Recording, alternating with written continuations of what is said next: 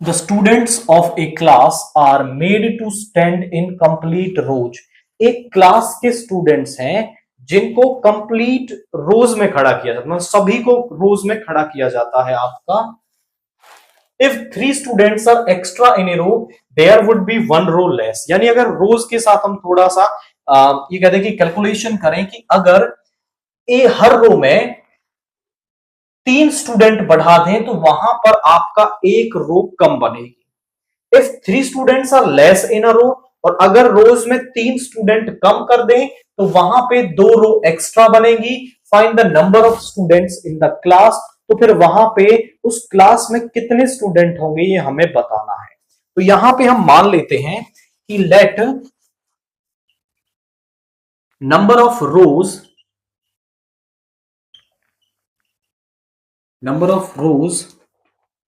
या number of students in a row, ऐसा मान लेते हैं हम पहले. Let number of students in a row.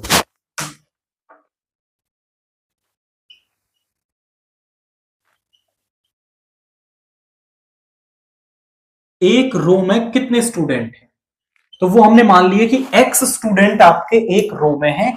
और लेट हमने मान लिया कि नंबर ऑफ रोज कितनी है, वो है y. अब आप समझें कि मान लो आप अपनी क्लास की बात कर रहे हैं और आपकी क्लास को मान लो हमने 9 रोज में खड़ा कर दिया और हर रो में हमने 10 बच्चे खड़े किए, तो आपकी क्लास में स्टूडेंट कितने हो गए. 9 रोज हैं, हर रो में 10 स्टूडेंट हैं. 10 मल्टीप्लाई बाई 9, 90 स्टूडेंट्स हो जाएंगे. यानी जब भी जिस भी कंडीशन की हम बात करेंगे उसमें नंबर ऑफ रोज को नंबर ऑफ स्टूडेंट से मल्टीप्लाई करने पर आपका मतलब रो में कितने स्टूडेंट हैं और कितनी रोज हैं उसको मल्टीप्लाई करने से हमें टोटल नंबर ऑफ स्टूडेंट्स मिलेंगे. तो यहां पर अगर हम टोटल नंबर ऑफ स्टूडेंट्स निकालें, टोटल नंबर ऑफ स्टूडेंट्स क्या हो जाएंगे,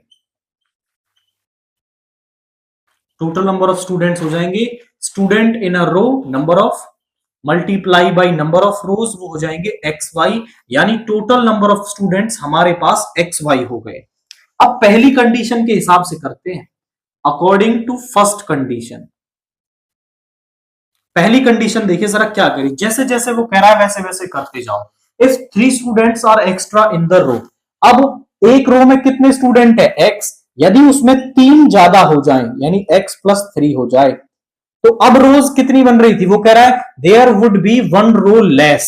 अब रोज कितनी बन रही थी y, तो उनमें से एक कम हो जाएगी. अब आप ध्यान से समझो कि अब स्टूडेंट को इधर खड़ा कर लो उधर खड़ा कर लो तो टोटल नंबर तो आपका 90 ही रहने वाला है ना जो आप कर रहे हैं. तो हमने जो भी कंडीशन लगाई है वो इन्हीं स्टूडेंट्स के बराबर होगा क्योंकि टोटल नंबर चेंज नहीं होने वाला. इधर उधर खड़ा करने से टोटल नंबर सेम रहेगा. मल्टीप्लाई कर लो x into y x y minus x plus का 3y minus 3 is equal to x Y.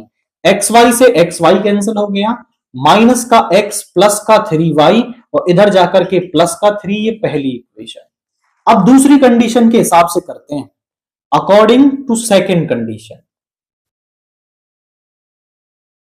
वो क्या कह रही है कि if 3 students are less in a row, यानी अब रो में से 3 स्टूडेंट कम कर दें, देयर वुड बी 2 रोज मोर. तो यहां पर 2 रो एक्स्ट्रा बनेंगी और अब आप देख लो कुछ भी कर लो टोटल नंबर के ही बराबर रहेगा.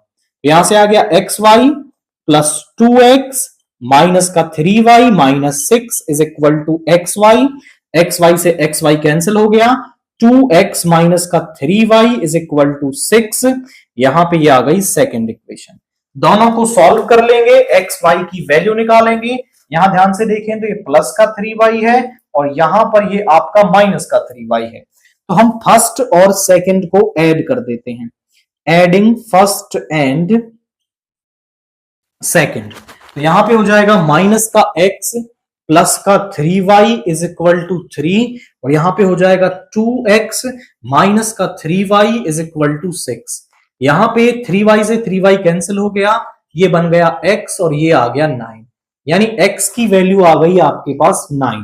अब इस x की वैल्यू को फर्स्ट या सेकंड में पुट करके हम y की वैल्यू निकालेंगे. Putting x is equal to 9